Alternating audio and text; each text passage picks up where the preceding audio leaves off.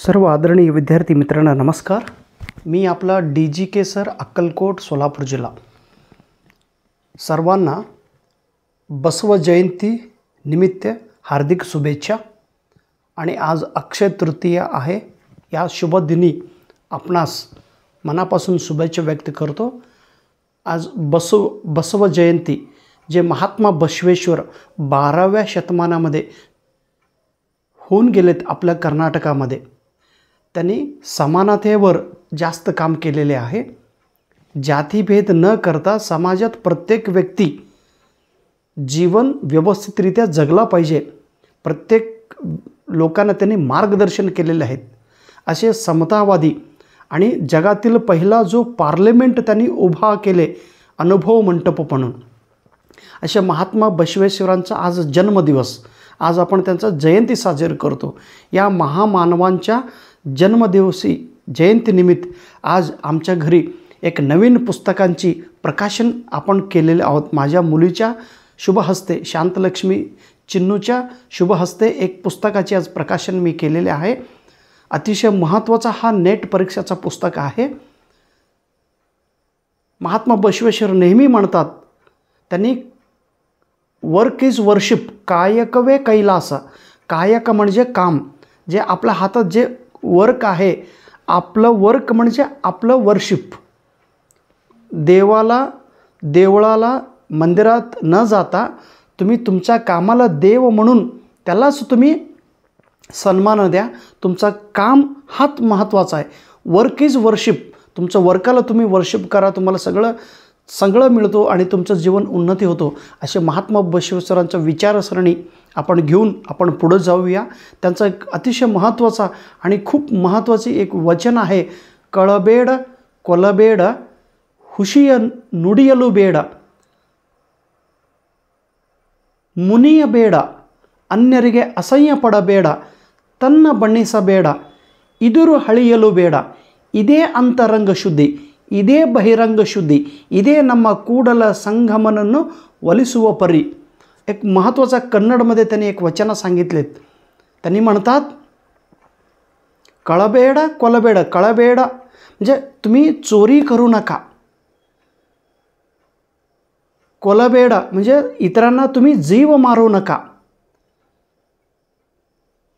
हे बघा, तुम्ही चोरी करू नका, तुम्ही इतरांना जीव मारू नका आणि राग मानू नका। राग येऊच नये, प्रत्येक व्यक्ती माणसं डोंट गेट अँग्री, आणि इतर लोकांना इन्सल्ट करू नका, अपमान करू नका, आणि स्वतःचं वर्णन करू नका।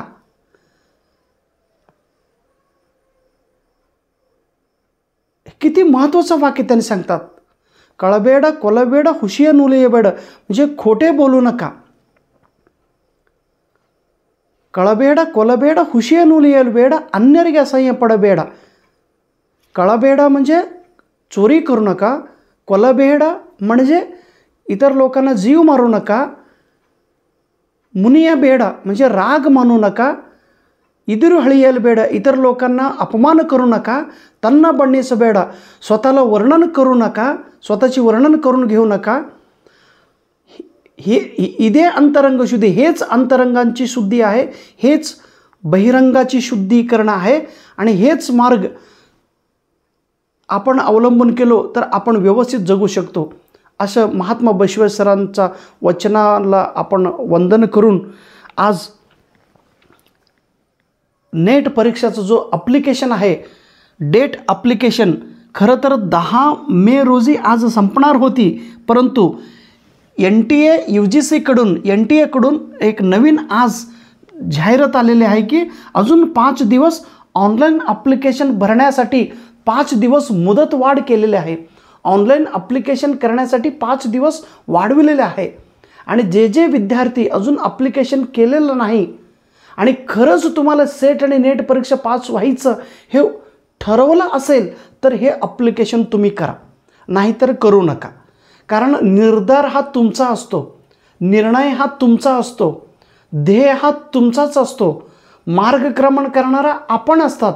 त्यामुळं आपल्याला परीक्षा पास व्हायचंच आहे असं जर तुम्ही ठरवलं असेल तर नेटचं ॲप्लिकेशन भरा आणि जूनमध्ये होणारी नेट एक्झाममध्ये आपण यशस्वी मिळवा. काल झालेले 7 एप्रिल रोजी झालेले महाराष्ट्राची सेट परीक्षा, त्याच्यात तुम्हाला यश मिळालं असेल, तुम्ही 150च्या पुढं मार्क तुम्हाला मिळत असेल तर खूपच चांगलं, तुम्ही सेट परीक्षा पास होणार. ह्याच जोमाने, ह्याच आत्मविश्वासाने, ह्याच उत्साहाने तुम्ही नेटचं ॲप्लिकेशन भरा आणि नेट एक्झाममध्ये तुम्ही रिझल्ट मिळवा. जर सेट एक्झाममध्ये तुम्हाला मार्क कमी मिळाला असेल तर का कमी मार्क मिळाले, माझं कुठं चुकलेलं आहे, माझं नियोजनात मी कुठं कमी पडलो, मी कुठं अभ्यासात कमी पडलो, मी काय काम केलं तर माझं रिझल्ट मिळालं असतं, हे सगळं तुम्ही तुमचा चूक तुम्ही सुधार करून पुन्हा ह्या नेटचं ॲप्लिकेशन भरा आणि नेट एक्झाममध्ये रिझल्ट मिळवा. Ultimate target is getting the result. आपल्याला रिझल्ट मिळवणं हा खूप महत्त्वाचा आहे. मार्ग बदलत राहा, एकदा मार्ग बदलून तुम्ही रिझल्ट काढत राहा आणि तुमचं ध्येय बदलू नका, मार्ग बदला आणि रिझल्ट मिळवा. आणि रिझल्ट मिळवत असताना प्रयत्न भरपूर केला पाहिजे. प्रयत्नाला तोड नाही, प्रयत्नाला दुसरा पर्याय नाहीच, तुम्ही हार्डवर्क केलाच पाहिजे. खरं तर तुमचा हा हार्डवर्क नसतो. तुम्ही इतर लोकांचं कष्ट जर पाहिलं तर त्यांच्यापेक्षा तुमचं कष्ट काय आहे सांगा. रात्रभर ड्रायव्हर लोकांनी मुंबईवरून अक्कलकोटपर्यंत ड्रायव्हिंग करतात. बस ड्रायव्हरची रात्री तो ड्रायव्हिंग करतात. किती त्यांना कष्ट असेल हो. थोडं 1 सेकंद जर तो झोपला तर अख्ख्या पूर्ण बस पलटी मारतो. ट्रक ड्रायव्हरचं बघा, रात्रभर ते किती प्रवास करतात, मग त्यांना त्रास नाही का? मग त्यांच्यापेक्षा आपलं जीवन बरं आहे हो. थोडं हे बघून तुम्ही लक्षात ठेवा. म्हणजे मला त्रास होतोय असं कधीच म्हणायचं नाही. देवाला तुम्ही धन्यवाद देऊन, निसर्गाला धन्यवाद देऊन तुम्ही काम करत राहा. आणि हे बघा, काल म्हणजे माझं हा पुस्तक तुम्ही वाचन केलं असेलच. हे नेटसाठी मी इंग्लिश मीडियममध्ये पुस्तक लिहिलं होतं. क्वेश्चन बँक पेपर नंबर 1साठी इंग्लिश मीडियममधला, नेटसाठी हे इंग्लिश मीडियममधला क्वेश्चन बँक आहे. हे आपण वाचन केलं असेल. आणि हे जे विद्यार्थी वाचन केलेलं आहे त्या विद्यार्थ्यांना आज मी अजून एक पुस्तक प्रकाशित केलेलं आहेत. हे नवीन आज आम्ही प्रकाशन केलेलं हे पुस्तक आहे. इंग्लिश मीडियममधला हा क्वेश्चन बँक आहे. ह्याला volume number 1 teaching and research aptitude volume number 1 MCQ questions bank आहे. ह्याच्यामध्ये सर्व इंग्लिश मीडियममधलं क्वेश्चन्स आहे. प्रत्येक राज्यातील प्रश्नपत्रिका, प्रत्येक सेंट्रल युनिव्हर्सिटीचा क्वेश्चन पेपर, प्रत्येक टॉप लेवल स्टेट युनिव्हर्सिटीमधला लायब्ररीमधला मटेरियल, हे सगळं कलेक्ट करून त्याचं सॉर्टिंग करून प्रत्येक चॅप्टरवरती रिपीट येणारी प्रश्न कोणता आहे हे वाचन करून त्या कन्सेप्ट रिलेटेड असलेले सगळं प्रश्न एकत्रित करून त्याला चॅप्टर वाईज करून हे फ्रेम केलेले प्रश्नपत्रिका आहे. म्हणजे महात्मा बसवेश्वर असं म्हणतात, अरिवे गुरु, म्हणजे who is Guru, experience is your Guru. Experience is गुरु म्हणजे आता मला जे एक्सपिरियन्स मिळालेलं आहे, काय केलं तर रिझल्ट मिळतात, माझ्या अनुभवावर तुम्ही विश्वास ठेवून मी केलेले कष्ट, मी केलेलं मार्गक्रमण, माझ्या अनुभवापासून तुम्ही शिका, माझ्या अनुभवापासून तुम्ही रिझल्ट मिळवा. हे काय कथा कादंबरी नाही की मी माझ्या डोक्यातून लिहिलेलं आहे. फक्त मटेरियल पूर्ण राज्यभर देशभर फिरून प्रत्येक चॅप्टरवर कशा प्रकारे प्रश्न विचारतात त्याच्यावरती काम केलेलं. सलग 10 वर्ष मी काम करीत आहेत. मला ह्याच्यातील थोडं कळत आहे आणि जेवढं थोडं कळलेले घटक तुम्ही आकलन करून तुम्ही अभ्यास करा. अहो, रेडीमेड मटेरियल आहे. जर रेडीमेड मटेरियल तुमच्या हातात मिळत असेल तर ह्याच्यावरती तुम्ही विश्वास ठेवून अभ्यास केला पाहिजे. अजून 40 दिवस तुमच्या हातात आहे आणि 40 दिवसात रात्रंदिवस भरपूर्ण वेळ देऊन तुम्ही अभ्यास केला तर येणारं नेट एक्झाम तुम्ही पास होणारच. येणारं नेट एक्झाममध्ये तुम्हाला GRF मिळणारच. येणारं नेट एक्झाममध्ये तुमचा PhDचे ॲडमिशन होणारच. असं ठरवून तुम्ही अभ्यास करा. ठरवलं तर होत आहे, आधी ठरवलं पाहिजे आणि ठरवणारा कोण? तुम्हीच आहात. त्यामुळं व्यवस्थित मी संग्रह केलेलं मटेरियल आपण वाचन करावी आणि आपलं रिझल्ट आपल्याला मिळतोच. कारण हे बघा, मी जर सलग आणि सतत जर मी परीक्षा पास होत असेल, काल झालेलं आंध्राची सेट एक्झाममध्ये मला 71वा प्रमाणपत्र मिळालं. का मिळालं?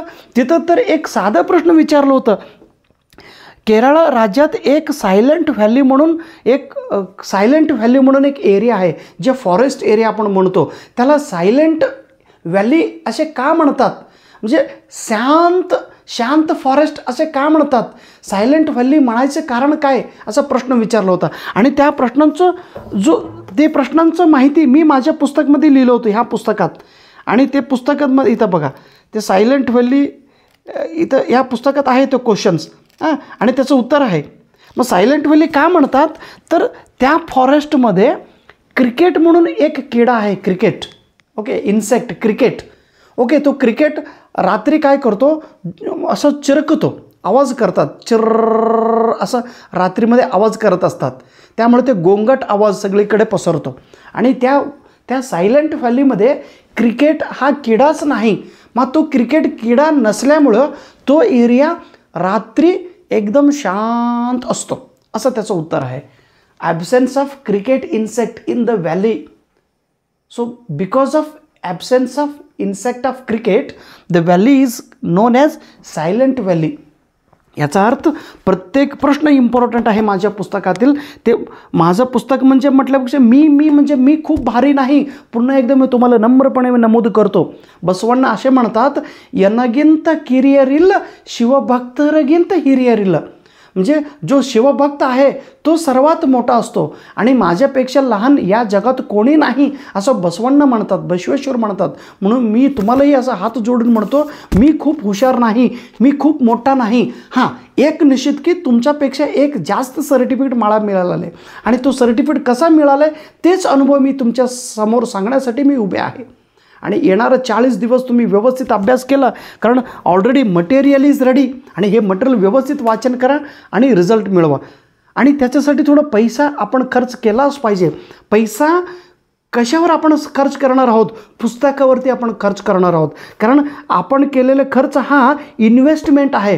पुस्तकावरती केलेला खर्च हा खर्च नसतो, हा इन्व्हेस्टमेंट आहे. त्याच्यापासून आपल्याला रिफ्लेक्ट, त्याच्यापासून आपल्याला रिवॉर्ड, त्याच्यापासून आपल्याला फायदा, त्याच्यापासून आपल्याला व्याज जास्त मिळतो. म्हणून APJ अब्दुल कलाम साहेब म्हणा, डॉक्टर बाबासाहेब आंबेडकर साहेब म्हणा, ते काय म्हणतात? आंबेडकर साहेब म्हणतात की तुझ्या शरीरावर, तुझ्या अंगावर फाटलेले कपडे असलं तरी चालेल, परंतु तुझ्या हातात एक पुस्तक पाहिजे. म्हणजे पुस्तकप्रेमी, ज्ञानसागर असलेले डॉक्टर बाबासाहेब आंबेडकर साहेब जर पुस्तकाला म्हणजे ज्ञानाला ज्याने किंमत देत असेल, तर तुम्ही का दिलं पाहिजे? तुम्ही का देऊ नये? थोडं पैसे खर्च करा. आणि तुम्ही म्हणू नका माझ्याकडे पैसा नाही. पैसा नसेल तर एक वेळ तुम्ही ड्रेस कमी घ्या, एक घड्याळ कमी घ्या, एक मोबाईलचे रिचार्ज कमी करा. पैसा दुसऱ्याकडे वेस्ट न करता पुस्तकावर पैसा खर्च करा. हो, त्याच्यातून तुम्हाला रिझल्ट मिळतो. एकदा रिझल्ट मिळालं, तुम्ही खर्च केलेले पैसे हा खर्च नसतो. अहो, तुम्हाला काय म्हणू, तुम्हाला प्रत्येक ठिकाणी जाऊन सगळं मटेरियल घेऊन येतात का? मी सगळं मटेरियल करेक्ट करून मग तुमचा हातात देत आहे. मग तुम्ही तर पूर्णपणे विश्वास ठेवून माझा मटेरियल अभ्यास केला पाहिजे. आणि रिझल्टची गॅरंटी मी का देतो? तर हे प्रश्न, ह्या पुस्तकातील प्रश्न रिपीट वाचन करा. जर इंग्लिश कळत नसेल तर तुमचा मोबाईलमध्ये गुगल लेन्स म्हणून एक ॲप आहे, त्याच्या सहाय्याने इंग्लिश टू मराठीमध्ये कन्वर्ट करा. इंग्लिश टू मराठीमध्ये कन्वर्ट करता येतो आणि ते कन्वर्ट करून तुम्ही अभ्यास केला पाहिजे. बघा, आणि हे कोण करणार? तुम्ही केला पाहिजे. कारण हा जीवन तुमचा आहे, हा तुम्हीच ह्याचा फायदा करून घ्या.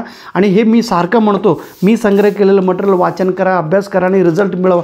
हे म्हणण्याचा पाठीमागचा माझा एकच प्रामाणिकपणा उद्देश आहे की मला 100% नाही, 1000% मला कॉन्फिडन्स आहे ह्या प्रश्नपत्रिकावरती, ह्या असलेले आतलं मटेरियलवरती, ह्या माझ्या पुस्तकावरती, ह्या माझ्या रेफरन्स पुस्तकावरती, ह्या माझ्या क्वेश्चन पेपरवरती, ह्या माझ्या क्वेश्चन बँकवरती, ह्या माझं कंटेंटवरती.